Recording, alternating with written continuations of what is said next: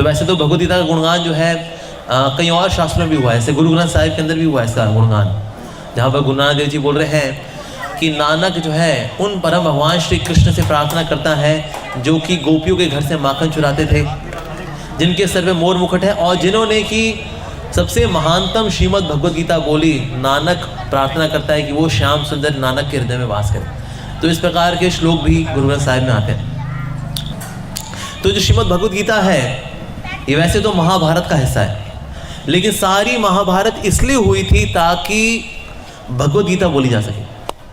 जैसे आपने सोने की अंगूठी देखी होगी, सोने की अंगूठी में 99% होता है सोना, 1% होता है हीरा।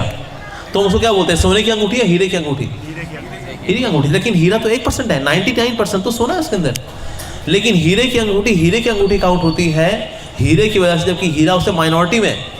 उसी प्रकार से 1 लाख श्लोक हैं महाभारत के अंदर, उसमें 700 श्लोक हैं भीष्म पर्व के अंदर आने वाले, सिर्फ 700 श्लोक। लेकिन भगवद गीता ही वास्तव में महाभारत की जान है, क्योंकि महाभारत में और भी कई सारे किस्से आते हैं, उसमें थोड़ी पॉलिटिक्स वाले किस्से भी हैं, उसके अंदर थोड़े से रोमांस वाले किस्से भी हैं, उसके अंदर एक्शन भी है, उसके अंदर डिप्लोमेसी भी है, उसके अंदर छल भी है, सब कुछ है उसके अंदर। लेकिन सारा निष्कर्ष पहुंचता है श्रीमद् भगवद गीता के ऊपर। तो भगवद गीता का वैसे मतलब क्या है? भगवद गीता भगवान के द्वारा गाया गया गीत है ये, तो भगवद गीता। तो भगवद गीता का जो महात्म्य है, तो शंकराचार्य जी ने भी इस पे महात्म्य लिखा है, साथ ही पद्म पुराण के अंदर भी एक महात्म्य आता है। तो यानी जो पद्म पुराण में जो महात्म्य है वो शिव जी ने बताया है पार्वती जी को। शिव जी आए एज शंकराचार्य, तो शंकराचार्य ने अलग से महात्म्य लिखा है। तो दोनों समय में देख रहे हैं कि शिव जी जो है भगवद गीता का ग्लोरिफिकेशन कर रहे हैं। तो कुछ जो श्लोक हैं वो भगवद गीता के इस प्रकार से बताए गए हैं। यत्र गीता विचारश्च पठनम तथा, जहाँ जहाँ पर भगवद गीता का पाठ होता है, मोदते तत्र श्री कृष्ण भगवान राधा या सह, जिस जगह पर भगवद गीता का पाठ होता है, भगवद गीता की महिमा का गान होता है, वहाँ पर राधा और कृष्ण स्वयं निवास करते हैं। गीता में हृदयम पार्थ, हे पार्थ जो गीता है मेरा हृदय है। जो श्रीमद् भगवद गीता है भगवान श्री कृष्ण का हृदय है ये। गीता में सारम उत्तमम, जो सारे शास्त्रों का सार है, सार में जो उत्तम सार है वो है श्रीमद् भगवद गीता। गीता में ज्ञानम अति उग्रम, यानी कि बहुत ही तीव्र, बहुत ही उग्र है ये ज्ञान, मतलब हलचल लेकर के आ जाएगा। अगर कोई भगवद गीता पढ़ता है तो बहुत हलचल आएगी उसके जीवन में। एक भक्त पहुंचा श्रील प्रभुपाद जी के पास, उसने बोला श्रील प्रभुपाद भगवद गीता पढ़ने के बाद ना मेरा ना सर घूम गया। प्रभुपाद जी ने कहा यानी तुमने भगवद गीता वाकई पढ़ी? जो पढ़े कुछ हुआ ही नहीं उसको। कहते पढ़ा हमने, कुछ हुआ ही नहीं। कहता तुमने पढ़ी क्या बागड़ू? फिर अगर पढ़े तो कुछ हो जाए आपके साथ। करिए क्या हो गया मेरी ज़िंदगी में भैया, आप तो पूरा उलट फेर हो गए ज़िंदगी के अंदर। यानी कि आपने भगवद गीता वाकई पढ़ी, क्योंकि गीता जो है क्रांति लेकर के आती है।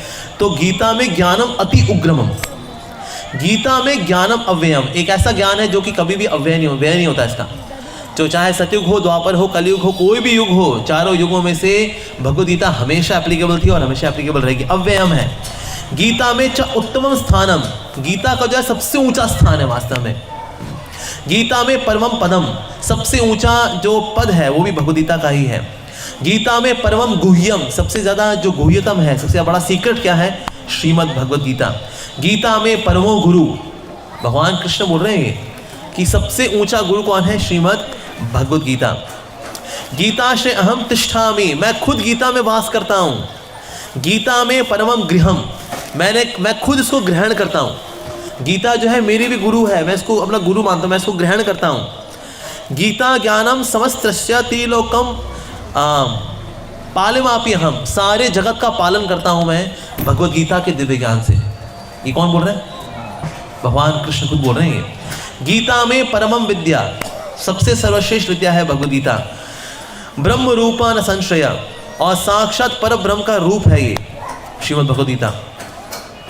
अर्धमात्र हृदय नित्यम अनिवचनीय पदात्मिका, अगर कोई इसका 1/4 भगवद गीता के हर रोज श्लोक का पाठ करता है तो उसको सूर्यदेव के लोक विवस्वान के पास वास मिलेगा।